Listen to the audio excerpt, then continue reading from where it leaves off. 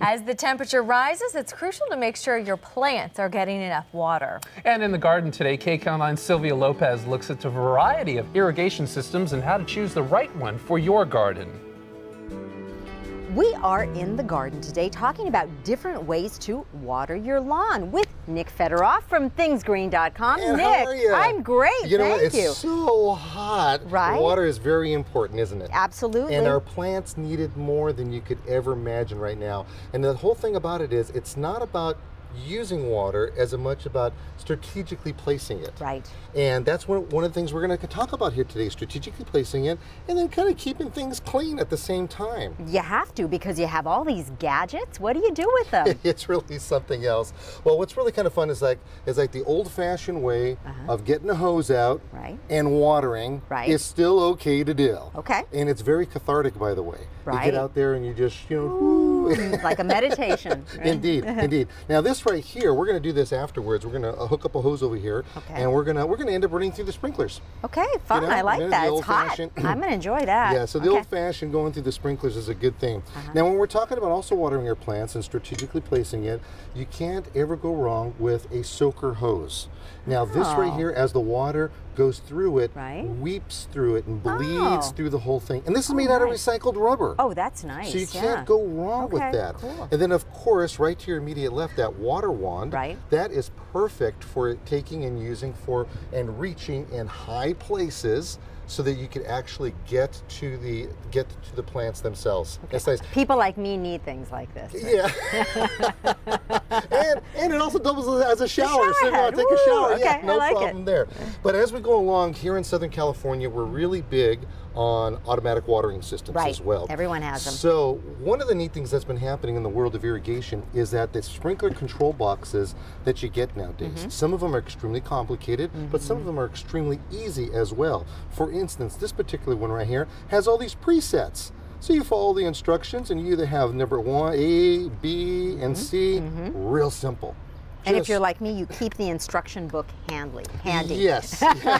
Take it and tape it on the inside. That's what I do. That's the way to do that. But we do have a lot of other irrigation factors to include. This right here is what we call a shrub head. It's on a tall riser. It sticks above the ground. And then what we end up doing is it's able to shoot past the plants.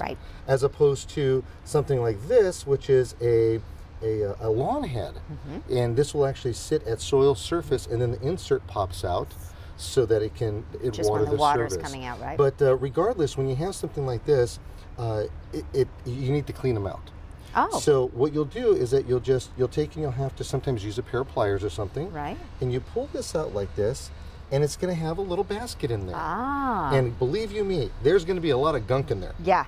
It gets filled up quickly. So you just take it in and you remove it and you just clean it out. Dump out the basket. Yeah. Put the top back on. Exactly. Okay. Now, speaking about the top always comes off as well. And you'll find a bunch of things. That's how you have to actually get the basket out.